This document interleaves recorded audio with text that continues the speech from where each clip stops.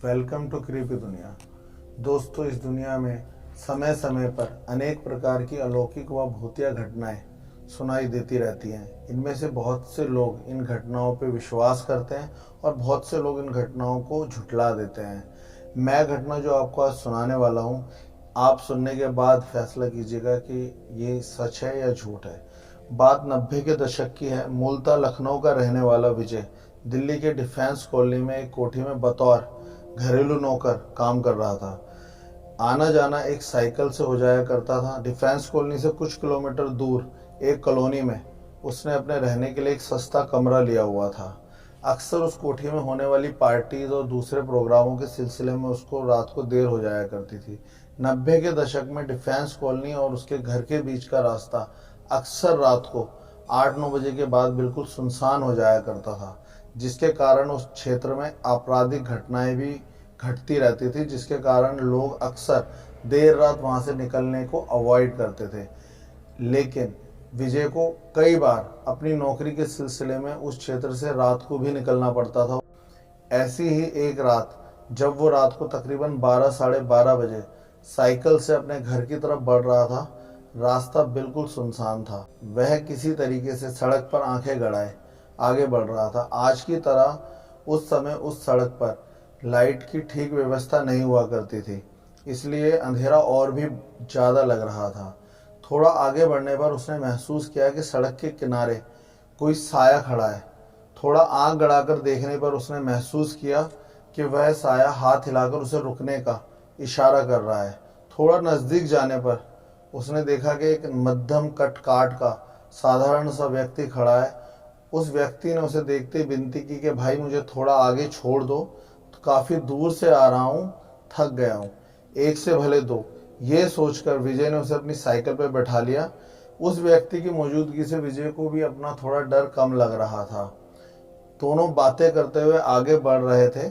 थोड़ा आगे बढ़ने पर विजय ने महसूस किया कि माहौल कुछ भारी हो गया है और मन में एक अजीब सा डर उठ रहा है। इन सब बातों को नज़रअंदाज करता हुआ विजय साइकिल खींचता हुआ आगे बढ़ रहा था।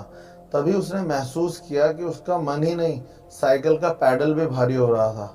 धीरे धीरे वह इतना भारी हो गया था कि उसके लिए साइकिल खींचना मुश्किल हो रहा था और लगातार उसका डर बढ़ता जा रहा था।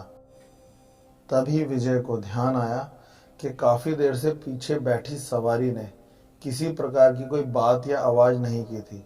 ये ध्यान आते ही विजय ने गर्दन झुकाकर आंखों के किनारों से पीछे की ओर देखा। सबसे पहले निगाह पड़ी पीछे बैठी सवारी के पैरों पर। उफ, ये क्या? नहीं, मन में बोलते हुए विजय पसीने से नहा गया। पैर इतने लंबे थे कि घुटने सड़क पर घिस रहे थे और साइकिल की गति को रोक रहे थे। बाकी का पैरों का हिस्सा बेजान सा सड़क पर घिस रहा था। विजय ने महसूस किया कि उसका सर पीछे बैठी सवारी के पेट को छू रहा था, पर कैसे? यहाँ तो उसका चेहरा होना चाहिए था। तभी विजय ने महसूस किया कि माहौल में कुछ अजीब सी दुर्गंध फैल गई है, मगर कहाँ से आ रही थी ये दुर्गंध? तभी उसने इस बात को भी महसूस किया कि ये दुर्गंध पीछे बैठे व्यक्ति के शरीर से ही आ रही थी। उसका डर और ज़्यादा बढ़ गया। इस डर और खौफ के माहौल में विजय लड़खड़ा गया और साइकिल समेत सड़क पर गिर पड़ा। मगर वह सवारी कहाँ गई? विजय ने आंखें फाड़कर देखने की कोशिश की, मगर वो कहीं नहीं था। नहीं, शायद था। हाँ, कुछ दूर पर वह भीमकाय भयानक हंसी हंसता हुआ उसकी ओर देख रहा था। कद इतना ऊंचा हो गया था कि सर पीठ को लगता था उसकी शक्ल देखने में। शरीर की रंगत भयानक काली और शरीर जैसे सड़ गया था। माहौल में दुर्गंध अपने चरम पर पहुंच चुकी थी। सांस लेना भी दूभर हो रहा था। विजय ने किसी प्रकार से अपने आप को अपने पैरों पर खड़ा किया और सड़क पर दौड़ पड़ा। घर की ओर दौड़ते हुए उसने एक बार भी पीछे मुड़कर ये देखने की कोशिश नहीं की कि पीछे वो व्यक्ति, वो दानव कहाँ था, क्या कर रहा था।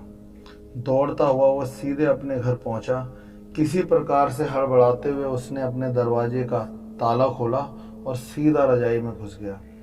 विजय की हालत इतनी खराब हो चुकी थी कि उसे अपने आप को होश में रखना भी मुश्किल हो रहा था। खैर, जैसे तैसे कर कर ईश्वर का नाम लेकर उसने रात काटी। सुबह होते होते जब उसकी आंख लगी तो उठते उठते शाम हो चुकी थी। लेकिन शाम को भी उठने की हालत कहाँ थी। हालत इतनी ज़्यादा ख़राब थी, शरीर बुखार से तप रहा था। ठीक होने में पूरा 1 हफ्ता लगा। लेकिन उसके बाद विजय का साहस नहीं हुआ उस रास्ते से निकलने का। खैर, वह नौकरी तो विजय काफ़ी पहले ही छोड़ चुका है, लेकिन आज भी इतने वर्षों बाद भी जब भी विजय उस रास्ते से गुजरता है या उस घटना को याद करता है तो उसकी रूह कांप जाती है।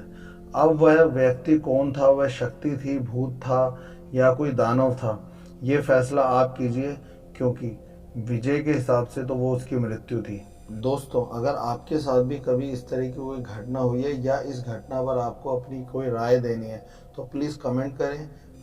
हमारे चैनल को सब्सक्राइब करें और बेल आइकन ज़रूर दबाएं ताकि आपको हमारे आने वाले नए वीडियो का नोटिफिकेशन मिलता रहे। Thank you so much. Creepy दुनिया।